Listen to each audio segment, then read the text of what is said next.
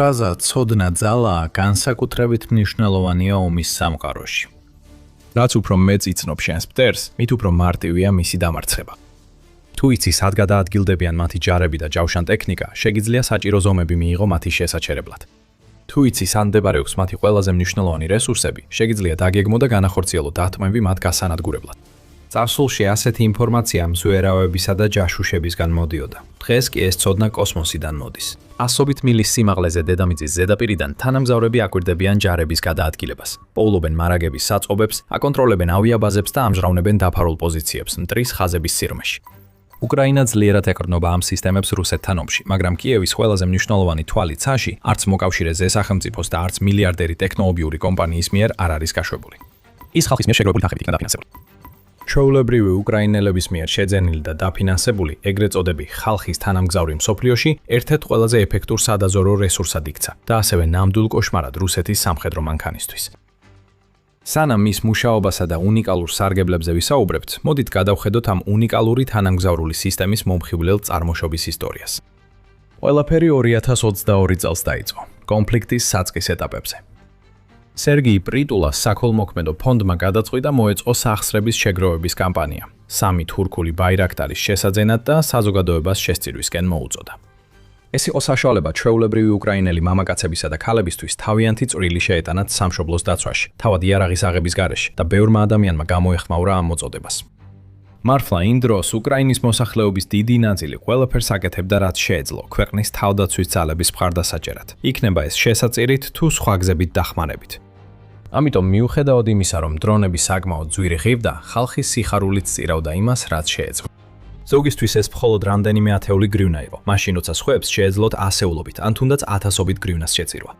ყველა წვლილი მნიშვნელოვანი იყო და ყველაფერი ერთად გროვდებოდა და მალე ფაქტობრივად მილიონობით უკრაინელმა ერთად შეძლო 600 მილიონი გრივნას, ანუ თითქმის 50 მილიონი დოლარის შეგროვება, რაც დრონების ღირებულების დასაფარად იყო საჭირო. მათ ეს ყველაფერი სულ რაღაც 3 დღეში შეძლეს. ეს თითქმის სასწაულებრივი მიღწევა იყო და თურქული დრონების მწარმოებელი იმდენად აღფრთოვანდა უკრაინელი ხალხის სულისკვეთებითა და თავდადებით, რომ გადაწყვიტა თანხაზე უარი ეთქვა და დრონები უფასოდ გადაეცა. ამიტომ მოულოდნელად ფონდი დიდი თანხით და ერთი მნიშვნელოვანი კითხვით დარჩა. როგორ გამოიტანოს ეს ფული საუკეთესად? რა თქმა უნდა, მას შეეძლო უბრალოდ დაებრუნებინა ფული იმ მილიონობით ადამიანისთვის, ვინც შემოწირულობა გაიღო, მაგრამ ამ ადამიანებს ამისთვის კონკრეტული მიზეზი ჰქონდათ. ისინი ცდილობდნენ გაეუნჯობესებინათ საკუთარი ქვეყნის შანსები ომში. მათ სურდათ თავდაცვით ძალისხმევაში მონაწილეობის მიღება და რაღაცის შეტანა, რაც დაეხმარებოდა მტრის შემოსევის მოგერიებაში. ამიტომ დიდი განხილვისა და დებატების შემდეგ ფონდმა საკმაოდ უჩვეულო გამოსავალი მოიფიქრა. მან გადაწყვიტა, რომ თანხები სატელიტის შესაძენად გამოეკენებინა. და მას დაარქმევდნენ ხალხის სატელიტს, უთვალავი შრომის მოყარე უკრაინელების პატივსაცემად, სხვადასხვა წარმომავლობის ასაკისა და პროფესიის ადამიანების, რომლებმაც მისი შეძენა დააფინანსეს. საუბარი იყო ფინურ ISIS სინთეზური აპერტურის SAR მოდელის სატელიტზე. ფონდი აღფრთოვანებული იყო იმ სარგებელით, რაც ამ სატელიტს უკრაინის არმიისთვის შეიძლებოდა მოეტანა და აცხადებდა, რომ ეს შეძენა მნიშვნელოვანი ნაბიჯი იყო უკრაინის მთავრობის გადაუდებელ მოთხოვნაზე კრიტიკული დედამიწის დაკვირვების მონაცემების მიწოდებაში. ეს ჩვენი შეიარაღებული ძალებისთვის დიდ სარგებელს მოიტანს. ზოგი ადამიანი თუმცა ცოტა დაბნეული დარჩა ამ გადაწყვეტილებით. თავდაპირველად მათ თანხა უპილოტო საფრენ აპარატებზე შეაგროვეს, სამხედრო ტექნიკაზე, რომელსაც ბრძოლის ველზე თითქმის მყისიერი შედეგის მოტანა შეუძლია. ამის ნაცვლად, თუმცა, მთელი ეს თანხა იმაზე დაიხარჯა, რაც სულ მცირე, ზედაპირულად მაინც ესეთ სწრაფ შედეგს ვერ მოიტანდა. თუმცა, მიუხედავად იმისა, რომ უკრაინას ცოტა მოთმინების გამოჩენა დასჭირდა, ხალხის თანამგზავრმა მალე დაამტკიცა, რომ ეს ბევრად გონივრული შენაძენი იყო, ვიდრე ნებისმიერი უპილოტო აპარატი. 2024 წლის ივნისისთვის ოფიციალური შესყიდვიდან ნაკლებად ვიდრე 2 წლის შემდეგ თანამგზავრმა უკრაინას საშუალება მისცა მტრის სამიზნეების 4000-ზე მეტი სურათი მიეღო. მათ შორის 370 აეროდრომი, 238 საჰაერო თავდაცვის პოზიცია და რადიოდაზვერვის ობიექტი, 153 ნავთობის საცავი და საწვავის საწყობი, 157 რაკეტების საბრძოლო მასალისა და საავიაციო იარაღის საწყობი და 17 საზღვაო ბაზა. როგორც უკრაინის მთავარი სადაზვერვო სამმართველო გურმა იმ დროს აღნიშნა, ICI-ს მიერ შეგროვებული ყველა მონაცემის დაახლოებით 38% პირდაპირ იქნა გამოყენებული მტერზე დარტყმების მოსამზადებლად და შესასრულებლად, რამაც რუსეთს მილიარდობით ზარალი მიაყენა მისი აგრესიის ფასის ზრდასთან ერთად. ეს გადაჭარბება არ არის. ამ თანამგზავრმა უკრაინის შეიარაღებულ ძალებს მრავალი წარმატებული დარტყმების დაგეგმვასა და შესრულებაში დაეხმარა. მაგალითად 2023 წლის სექტემბერში სევასტოპოლის ყურეზე განხორციელებულ იერიშში, რომლის დროსაც რამდენიმე რუსული სამხედრო გემი, მათ შორის სადესანტო გემი მინსკი და წყალქვეშა ნავი როსტოვ-ნადონუ განადგურდა.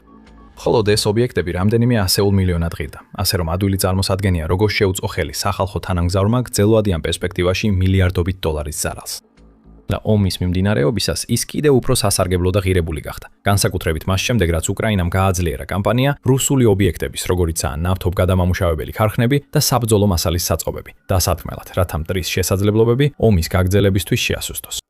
მარფლა, უფრო ბოლო განახლებაში, რომელიც 2026 წლის 27 მაისს გამოქვეყნდა, გეურმა ეს აღნიშნა. ხალხის თანამგზავრმა უკვე თითქმის 6000 სურათი მიაწოდა, რომელთაგან ბევრი გადამწყვეტი აღმოჩნდა მტრის რესურსების პოვნასა და იდენტიფიცირებაში და უკრაინისთვის თავდასხმების დაგეგმვაში დახმარებაში.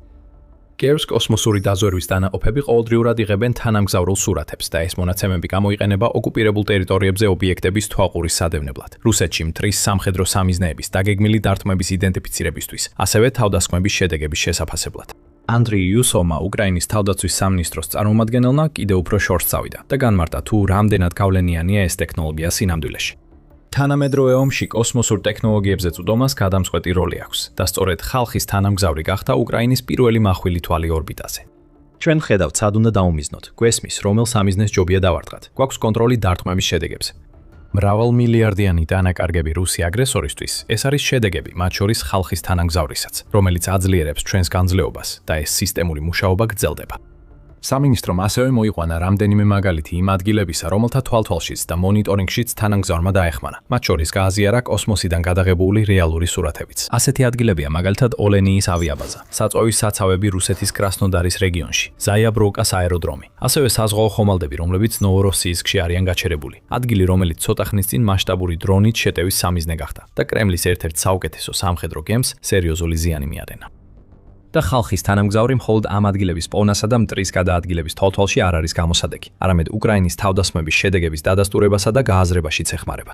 მაგალითად, როდესაც უკრაინა ღრმა დარტყმას ახორციელებს რუსულ ობიექტზე მტრის ხაზების მიღმა, უკრაინის გურს შეუძლია დაეკრდნოს თანამგზავრს, რათა მიიღოს ნათელი და დეტალური სურათები თავდასხმის შედეგების შესახებ. ისინი ამ სურათებს იყენებენ იმის დასადგენად, რომელ ობიექტებს დაარტყეს, რა ზიანი მიადგა, ისევ თუ იწვის ცეცხლი, ან მიმდინარეობს თუ არა აღდგენითი სამუშაოები და ასე შემდეგ. ეს ყველაფერი მნიშვნელოვანია, რადგან რაც უფრო მეტი ინფორმაცია აქვს უკრაინის სამხედროებს, მით უკეთესად შეუძლიათ მათ გააუმჯობესონ და ოპტიმიზაცია გაუკეთონ მომავალ ოპერაციებს.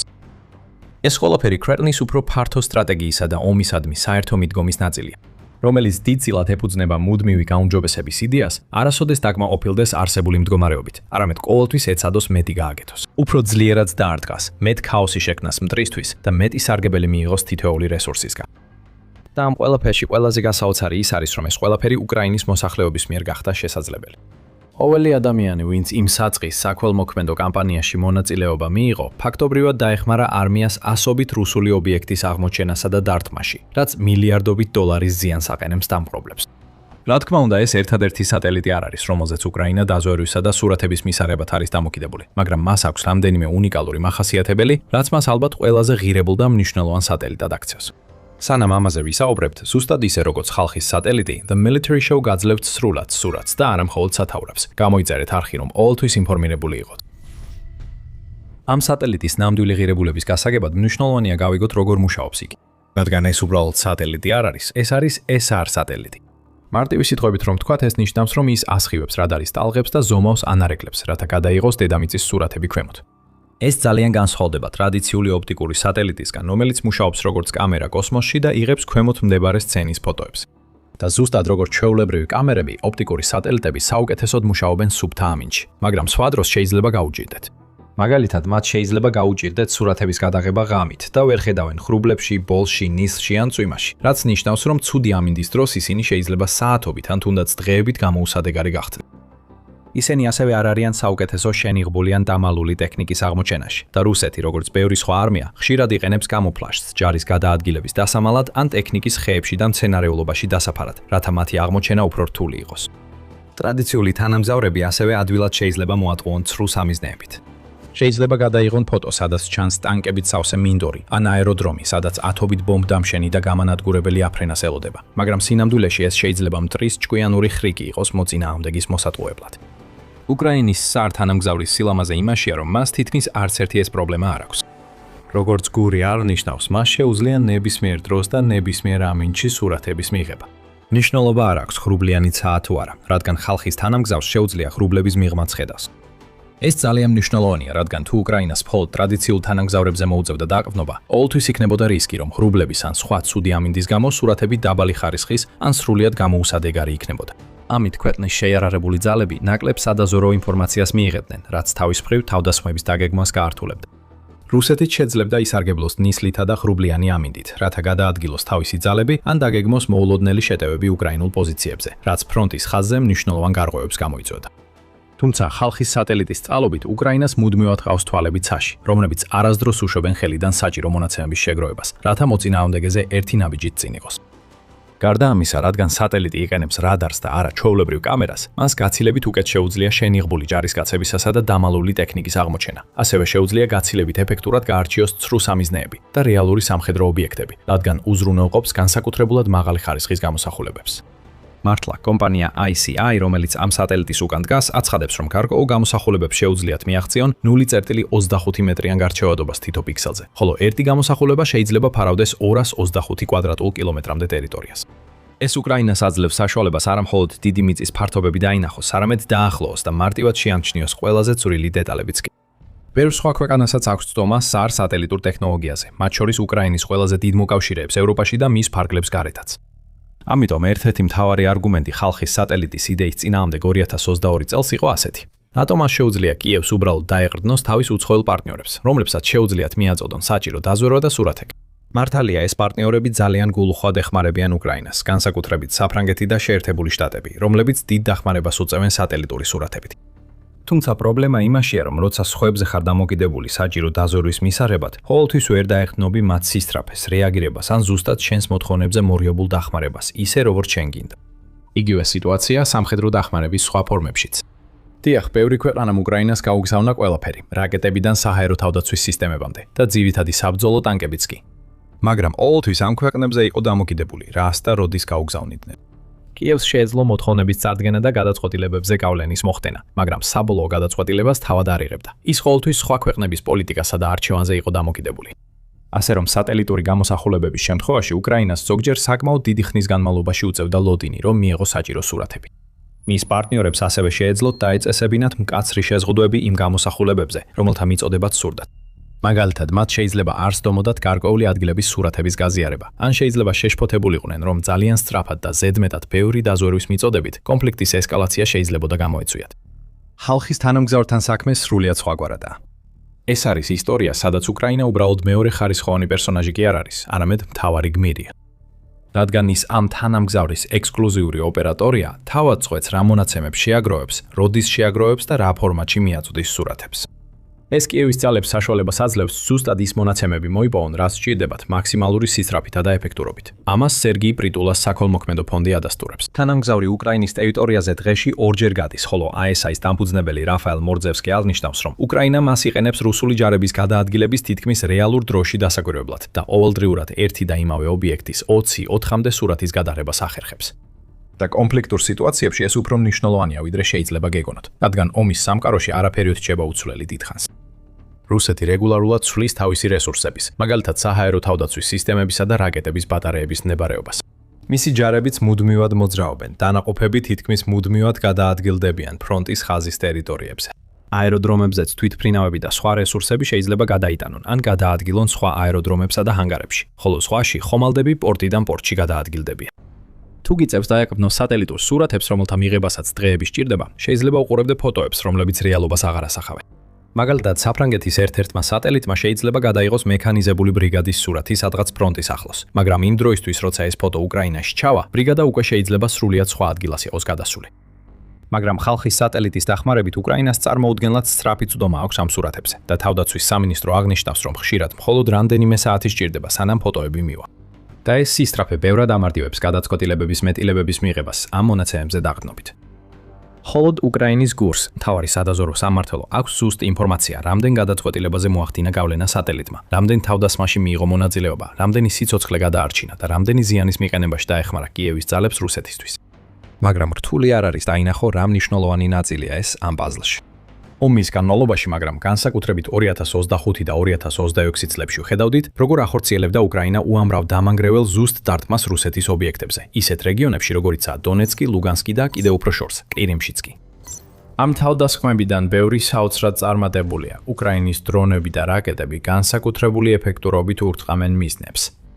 წინა ხაზზეც ხედავდით, როგორ აწყობდნენ უკრაინელი დამცველები მახეებს რუსული ძალებისთვის. თვეების განმავლობაში იცავდნენ პატარა დასახლებებს და ერთის შემდეგ მეორეს ანადგურებდნენ რუსულ შეტევით ჯგუფებს. ეს არ არის იღბლის დამსახურება, ეს დაზვერვის დამსახურება.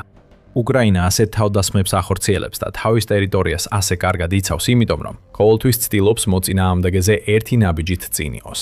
ის აქტიურად დგამს ნაბიჯებს, რათა დაინახოს, სად გადააქვს რუსეთს თავისი საუკეთესო რესურსები და აკვირდება მისი ჯარების გადაადგილებას. და ამაში ეჭვი არავის ეპარება. ხალხის სატელიტს ამ ყველაფერში დიდი როლი აქვს ნათამაშები. მან ათასობით სურათი გადაიღო, რომლებმაც ქვეყანას ასობით გონივრული, მონაცემებზე დაფუძნებული გადაწყვეტილების მიღებაში დაეხმარა.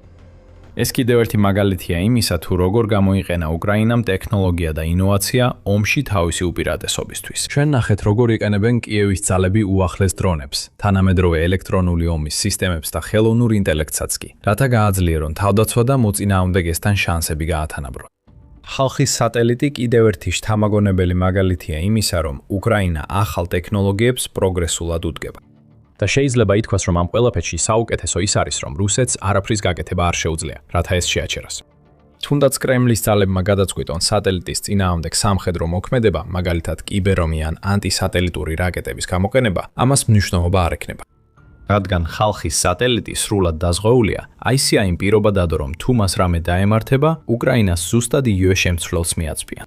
ამიტომ სანამ ეს ომი გაგრძელდება, სატელიტი მაღლა თვალს მოშორებით იქნება, მაგრამ გონებიდან არავის ამოუვა. თავის უხმო, მაგრამ ფასდაუდებელ როლს შეასრულებს ამ ომში და რუსებს დამალვის საშუალებას არ დაუტოვებს. უკრაინის ტექნოლოგიური ოსტატობის კიდევ ერთი საოცარი მაგალითისთვის. ნახეთ ეს ვიდეო, სადაც აღწერილია თუ როგორ იპოვეს კიევის დამცველებმა გასაოცარი გზა რუსეთის რაკეტების განეიტრალებისთვის, ისე რომ არც ერთი გასროლა არ გაუკეთებიათ. ან კიდევ, ნახეთ ეს ვიდეო, რომ ნახოთ როგორ გაათავისუფლა უკრაინამ 2026 წელს დიდი ტერიტორია. არა მხოლოდ შეაჩერა რუსეთის წინსვლა, არამედ აქტიურად დააბრუნა ისინი უკან და კრემლის საომარი მანქანა საწყის წერტილზე დააბრუნა. და იმისთვის, რომ მსგავსი ვიდეოები არ გამოგჩეთ, გამოიწერეთ The Military Show დღესვე და მადლობა ყურებისთვის.